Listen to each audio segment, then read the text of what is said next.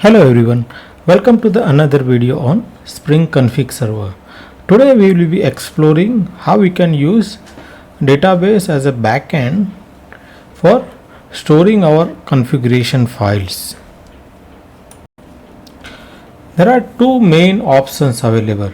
Either we can use our custom table for storing the database configuration, or we can use the default configuration. In this video, we will use the default configuration. For that one, what we may need is we need to create the property table.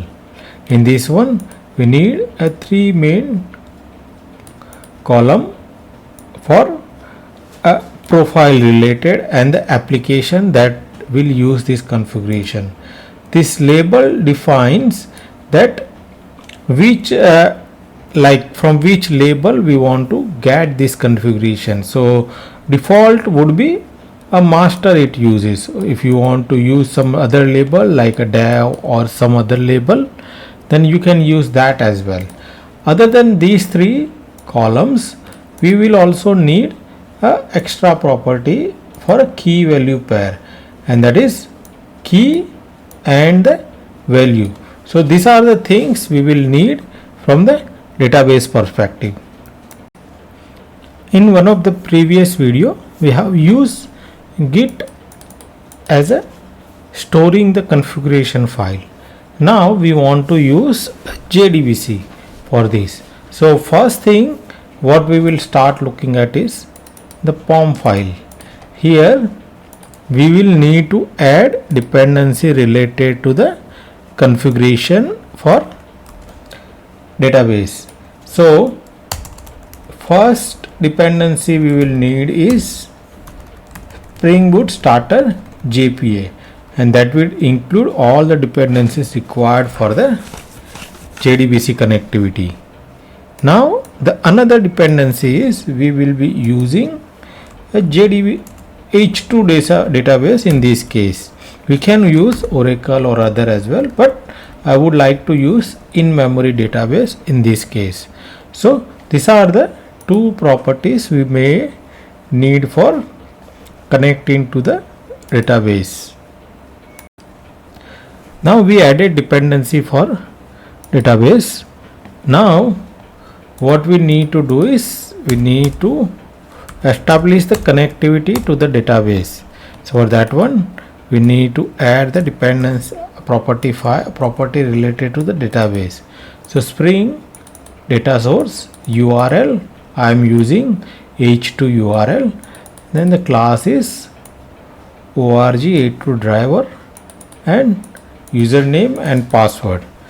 Then I also want to see a H2 console as well, so I will add some of the dependency of the H2. So Spring H2 console, I can access the H2 console on a H2 console, enable true, so that it allows me to see H2 database. Then some property related to JPA. So this string JPA database platform.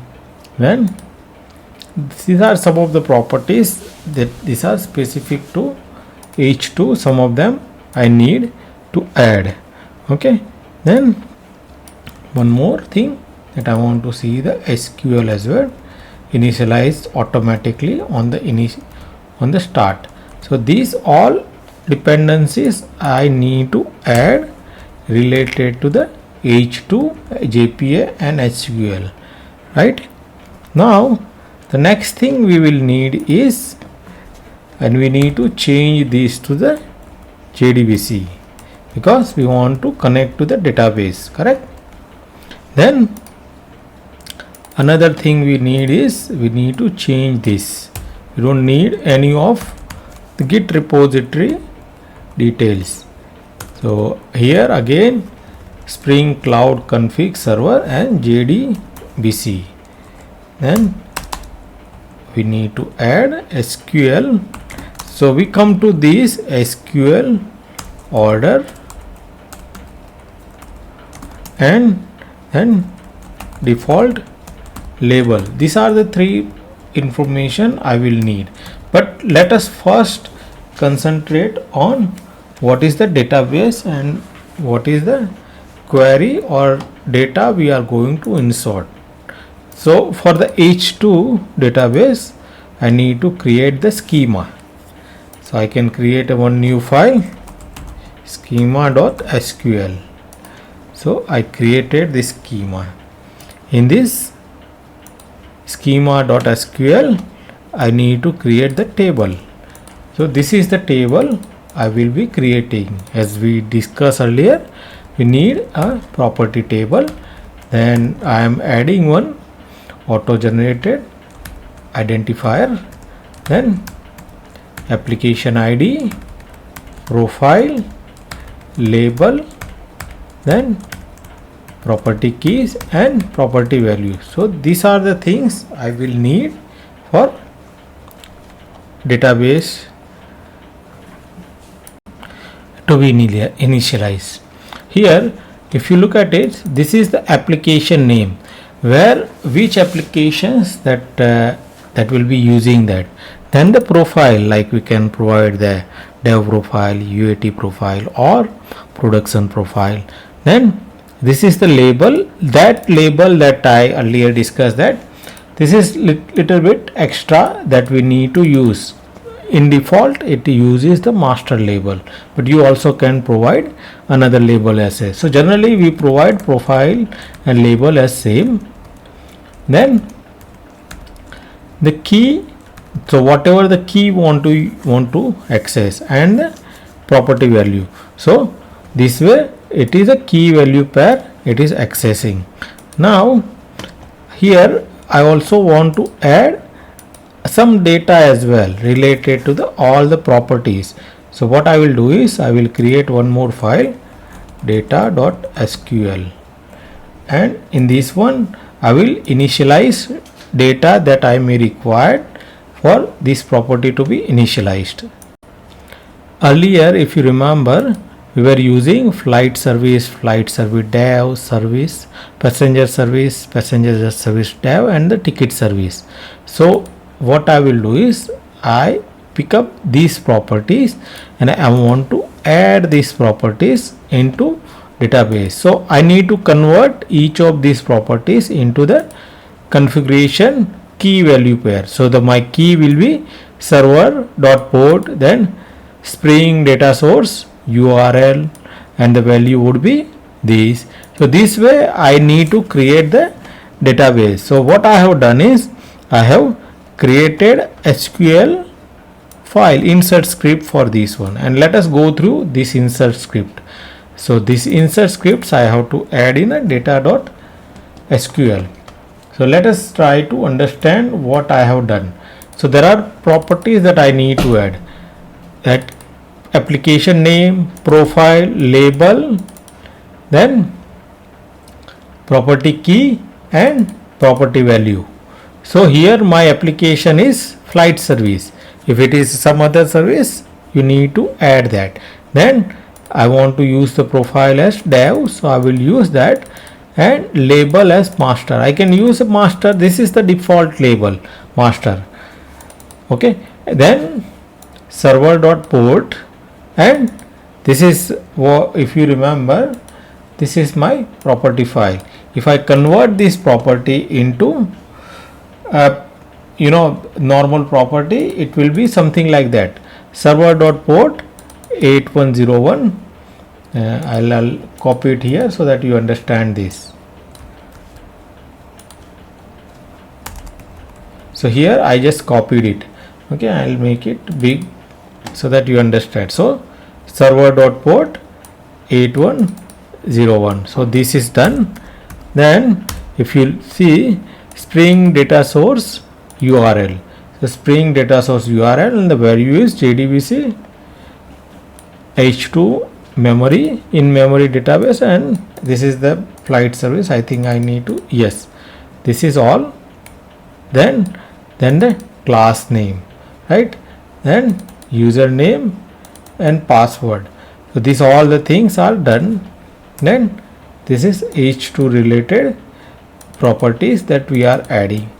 So all the things are done like this. Then JDBC related, JPA related properties that I have added. Then there is some properties related to the Hibernate and formatting, all those things. And then at last we added the SQL related dependency, right?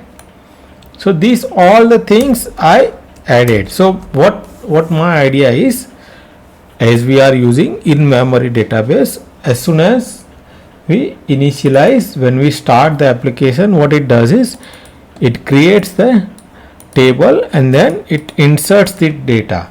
So this will create my database. Now let us go back to the database property that we need to update. So here in application.yaml, we need to fill in this information. So the first property is the query that will be used. So the query it will use is select property dot property key property value from database, where application that will be passed when we are querying from the client. So application, profile and the label, these three things has to be passed from the client application. Then the order one that we will provide, and current default that we are using in our even SQL database is master. Let us see, is it master? Yeah. So this is the label. So these three things, for example, if it is a flight service or passenger service or any other service, these three information will come from the application. Then this is a key and the value. These are the things that will needed. Now let us start application. So I will start application server.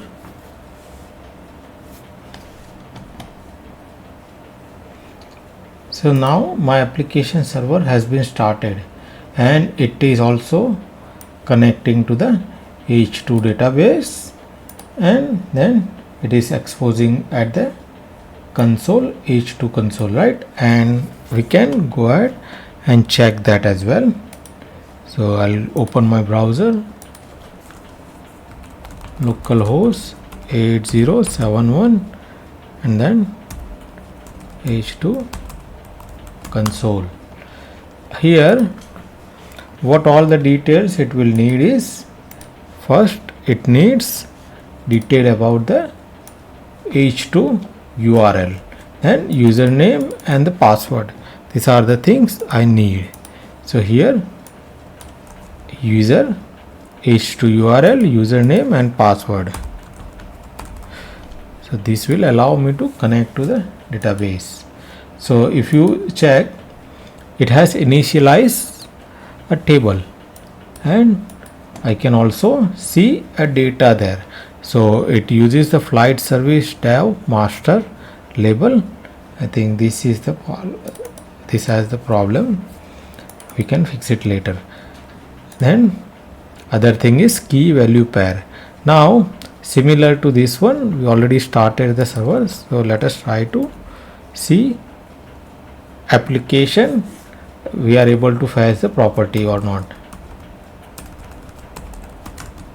And localhost 80, localhost, I think we are using flight service dev. The profile was dev, right? Now if you look at it, all the properties that we stored in the database has come up, right? All the details are now available for us to use. So similarly to this one, we also can do for other properties as well.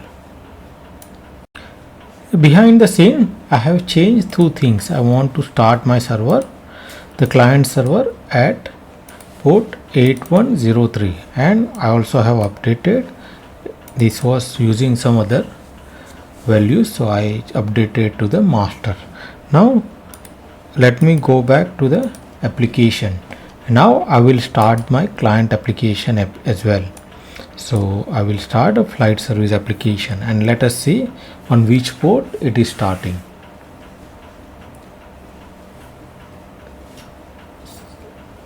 So now my client application is also started and it is running on the port 8103, which was we already have defined in our H2 database. So this confirms that it is using a database and it is using the properties that we defined in the property files. So this is all I wanted to discuss about using a H2 database with config server. So thank you for watching this video.